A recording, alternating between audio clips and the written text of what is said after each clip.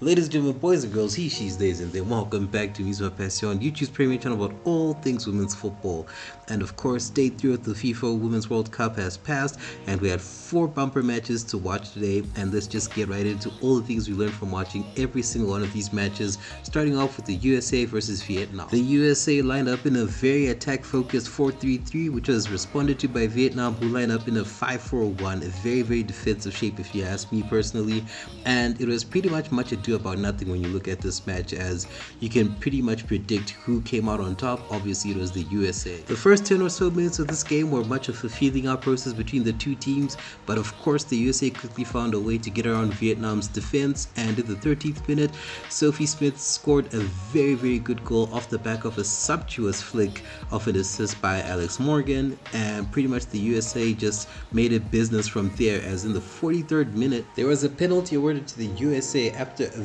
very poor tackle by the Vietnam defense, and it resulted in Alex Morgan taking the penalty, which was fortunately saved by Kim Tan of Vietnam, who made a very spectacular save and predicted where Morgan was going to keep the score pegged at 1-0. That was up until the 57th minute in extra time of the first half. Sophie Smith scored again to give herself a brace, as this goal was eventually allowed by VAR after being initially ruled offside. Now, in my personal opinion, based on the picture here you can see now on the screen, I think that this was an offside call, because even when you look at the animation that FIFA usually does for the World Cup, it really shows that the USA player here is clearly in front of the Vietnam player, and it's really the fingertips of the Vietnam player that are being deemed to have ruled the player onside. In my opinion, that is a very poor call to make, and in my personal thoughts, I think that this goal should not have been allowed. But in any case, the USA went into the second half 2 goals up. And it was pretty much business as usual going to the second half for the USA, as they completely dominated Vietnam off the pitch. Vietnam did a very good job of being more defensively solid throughout the game, but there were very decisive moments where the defense was caught off guard by the USA, such as in the 48th minute where they completely torn asunder, and Lindsey Horan had an absolute golden opportunity to score with just a tap in, but she skived her shot and missed a sitter. And it was the same situation in the 17th minute, as substitute Megan Rapinoe was in the same situation as Horan, and she also missed. And I think of the two, it was Rapinoe's opportunity that was the more guilty opportunity, because Rapinoe just had to tap the ball in, and she had no Vietnam defense coming onto her. The goalkeeper was completely out of the equation, but she failed to convert. So those are some opportunities where the Vietnamese defense was caught sleeping, but other than that, they were very solid up until, of course, the 76th minute, where at the second time of asking, Lindsey Horan decided to finally score with a sitter after the defense was again torn asunder, and the USA went on to win 3-0. One interesting part of this match was to realize that the Vietnam team had absolutely no shots whatsoever on goal, which just goes to show the defensive and attacking might of the USA. At the same time, the inexperience of the Vietnam team, which is obviously something they can work on going into the future, as hopefully they can qualify for more World Cups so that they can just sharpen themselves for these much bigger opponents. And just like Spain, the USA have also set a very good precedent for themselves going into the tournament, as they have shown that they're going to be again one of the favorites to go very deep into the tournament. But at the same time, like I said in yesterday's video, they need to show this kind of prowess on the field against much tougher opposition, so that we can get a proper gauge of the prospects that the USA faces when it comes to getting their 3rd consecutive world title. The next match of the day saw Zambia taking on Japan, and Zambia, this was their debut match in their debut World Cup. And like I said yesterday as well, this was a very entertaining match, however not in the sense that I was alluding to, because I was under the inclination that these two teams would be going at it and it would be very hard to find a winner. But before even the end of the game, the winner had been decided, and it was obviously Japan. Now Bruce Mwape lined up his charges in a 4-3-3, whereas Fuketa lined up his team in a 3-4-3 formation, and both teams looked like they were very ready to go at it, with Japan favoring the more attacking style, where Zambia had a more balanced approach to their formation. And at the very early onset of the game, it was Japan that was dominating Zambia. Zambia's inexperience was unfortunately on show here, and was a far cry from what we see from the other debuting nations like Ireland and the Philippines, for example. But nevertheless, Japan had seemingly opened the scoring in the 20th minute, but the goal by Tanaka was eventually ruled offside,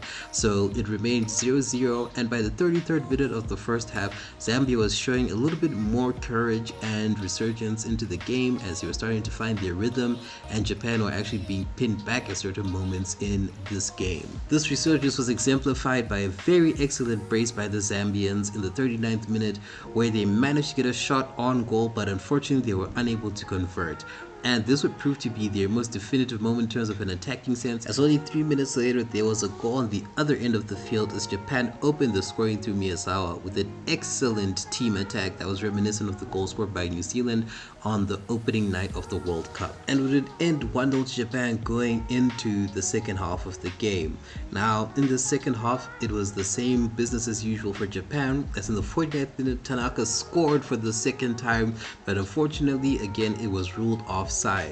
But it was not to be in vain, as later on, just in the 50th minute, there was a penalty call for Japan, which was also unfortunately called off after an offside call was made. But it wouldn't be too long before Japan eventually got their second goal in the 54th minute when Tanaka finally scored, and it stayed onside after a very good ground assist from Endo. And it was pretty much open gates from this moment forward for the Copper Queens, as just a few minutes later in the 61st minute, Miyazawa would get herself on the score sheet after scoring on the back of very sloppy defending from the Zambian defense. 16 minutes after assisting for a goal, Endo got herself on the score sheet herself as she finished off a great team play and a great assist by Hasegawa to give Japan a wider lead and the guaranteed 3 points at this rate. Ultimately, the game would end up 5-0 to Japan. There was some controversy involving VAR again, and yet another penalty was given to Japan, which was the 7th consecutive penalty given at the World Cup. So up until that point, every single match of the World Cup has had a penalty, and obviously it was converted by Japan to make it 5-0, with Musonda being given a red card for a very poor challenge. Overall, Japan looked like the strongest team in the World Cup at the moment, given their hammering that they inflicted onto the Zambian team, but again, they do need to show off this kind of prowess against a much stronger opposition so we can get a very more accurate feel as to how far they can really compete with the other big hitters at the World Cup. But other than that, there were some very good defensive moments from Zambia. It's unfortunate that those moments were not more consistent, otherwise it would have been a very different score. The penultimate match of the day saw England take on Haiti, with England lining up in a 4-3-3 and Haiti lining up in a 4-4-2, and this was the first of two very tense games on the day today, with Haiti going tete-a-tete with England for the first 25 minutes of the game. Whatever England threw at Haiti's way, Haiti would respond with a very good and solid defensive shape and structure going into the game so far, and even in the 13th minute had a very beautiful opportunity to get themselves on the score sheet, but unfortunately the shot was scuffed by Borgia of Haiti, and it stayed 0-0 up until the 27th minute, where a penalty was given by the referee to England. The penalty came as a result of a volleyball handball, which you'll see on your screen right now. And in the initial taking of the penalty, the Haitian goalkeeper Theos managed to save from Stanway, but the penalty had to be retaken because the keeper was off her line, and this time Stanway made sure to convert to give England the lead. And the rest of the match pretty much followed this pattern, where England would be throwing so many different attacking questions at Haiti's direction. Haiti would always have the answer. Haiti would have its flickering moments to go forward and attack, with particular greatness coming from the young Melchi Dumone, who was undoubtedly the MVP for a team, and in my personal opinion the MVP of the game. But unfortunately it was not to be for Haiti, who, in spite of putting on a very good display and account of themselves, eventually ended up on the losing side as England went on to win 1-0. The performance of the three Lionesses in this game really shows how much they're missing some of their big players like Beth Mead, for example,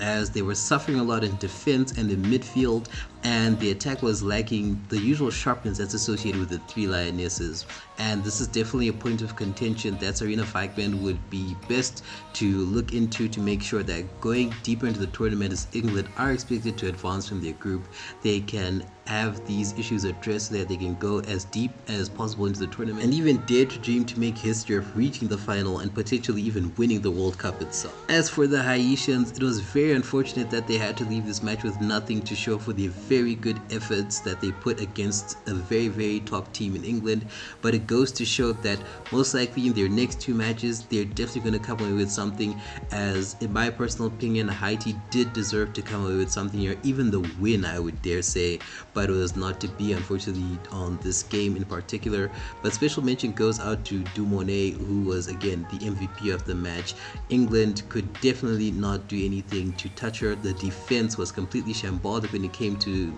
trying to square up to Dumonet. She was fearless and she was always ready to go and attack the opposition, so special mention to her. A more serious lesson that needs to be learned from this game though comes in the 22nd minute, where after a poor tackle on Lemage, the center back for Haiti, there was a very long period of time before there was any medical attention that came to her from the FIFA medical team. Now obviously the team medics of the Haiti national team were there on hand to help her out, but it took far too long for the FIFA medical team to respond to the situation, almost more than 10 minutes. And as someone with first-hand experience, I think that was a very poor handling of the situation, and more effort needs to be made by the officials at the World Cup to make sure that the response time of these first aiders, whether they're part of the national team or not, is much quicker, as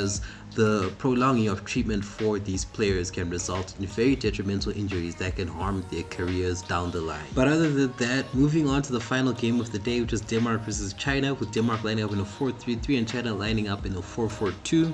And this game is pretty much the China game. Obviously, when you look at the scoreline, you'd say how, but if you watch the game from the beginning to the end, China completely dominated Denmark throughout the entirety of the game's proceedings. For the first 35 to 40 minutes of the game, China were completely overwhelming and smothering the Danish team completely, and it was only towards the end of the first half that Denmark started to actually come into the game more and attacking China. But going into the end of the first half, it was still 0-0, but China were completely solid and dominant going into the second half. And it was pretty much more of the same in the second half, with the sole exception being Denmark finally coming back to life, being able to defend more solidly against the Chinese attack. Throughout the entire game, a special mention must be given to the crowd, who were mainly supporting China. Anytime China was going to attack, you would hear the crowd go wild, and I think the crowd, being the 12th man for the China team, really propelled them to take the fight to Denmark throughout. But unfortunately, it would end up being the same Chinese hearts being broken,